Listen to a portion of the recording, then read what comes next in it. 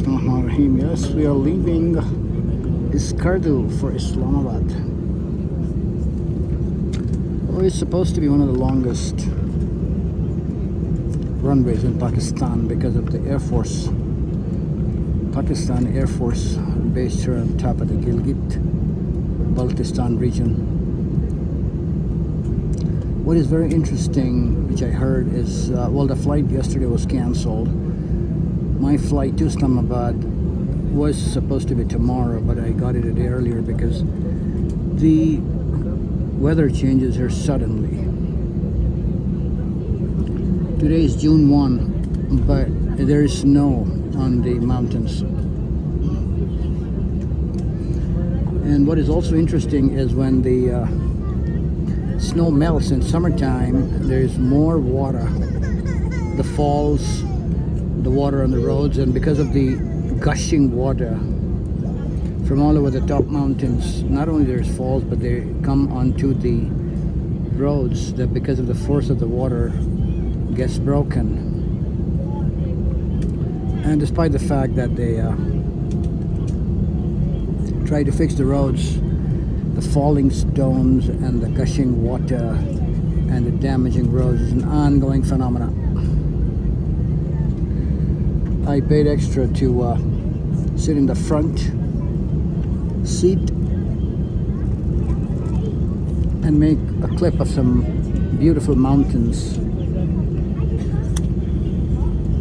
A very gorgeous, very dangerous as well mountain is the Nanga Parbat, which they said is known also as the Killer Mountain because it has got the magnetism, it attracts anything around it. And so the planes do not go near it even because of the, not the gravity, but the magnetic force that the mountain has. And many people who try to climb that or whatever, go near it, actually have been demised, killed or whatever. So on days where there is rain and cloud, they simply cancel the flights. There's only 2 flights up and 2 flights down, one by PIA and one by AirBlue.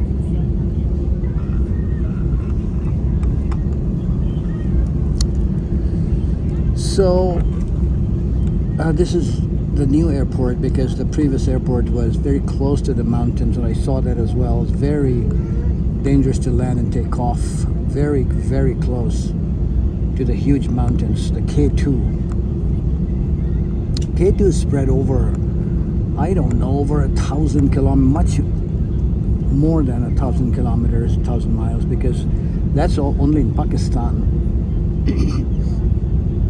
And then the K1 is, the Karakoram is also in the Nepal region, and perhaps in India, I'm not sure.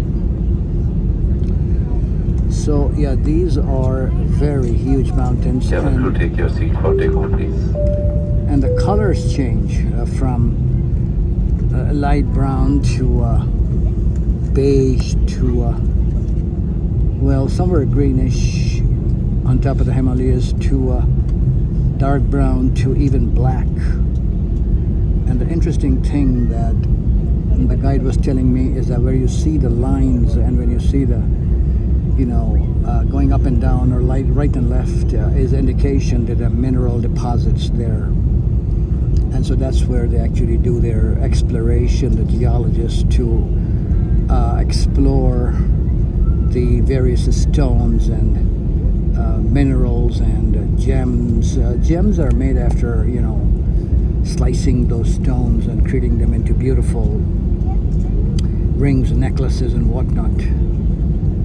I bought a beautiful yellow ring that the Hunza fellow told me that it comes out of the mountains from this region.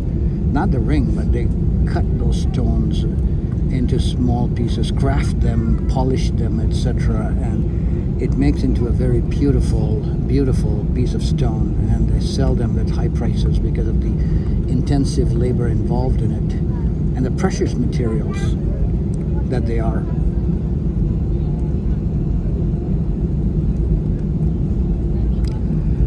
But, well, when I showed that ring to someone else, he says, yeah, this is very precious, the yellow hakik.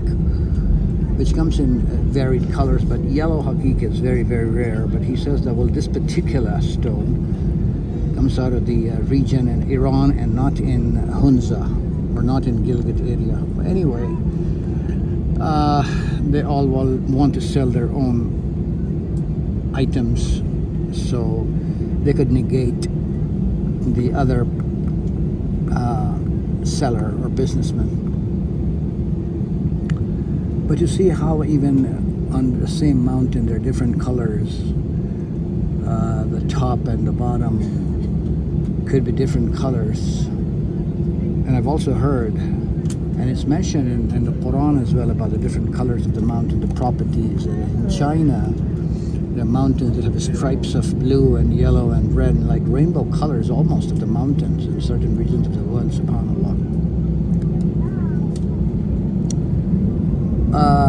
And each mountain also has its own story. When you hear the locals,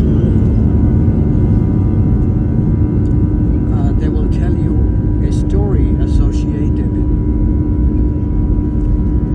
with a certain mountain, of people going there, of things found, of incidents, good and not so good.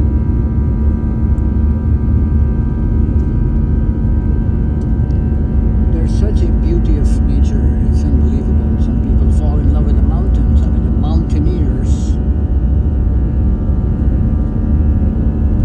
after you reach the top surface where the Jeep can take you, from there to the top is another 5 days of walking. Subhanallah, sakhkhara lana hadha wa ma kunna lahu muqrinin wa inna ila rabbina lamunqalibun. Skardu airport for you. Yeah, what intelligence and aql God has given to a human. It does all, but never realizes or never really ponders over the fact that all this belongs to one being, Allah subhanahu wa ta'ala. And there is an ayah in Quran about travel around and look at the things which God says that He has made for humans to enjoy and ponder and reflect. So with this I end, and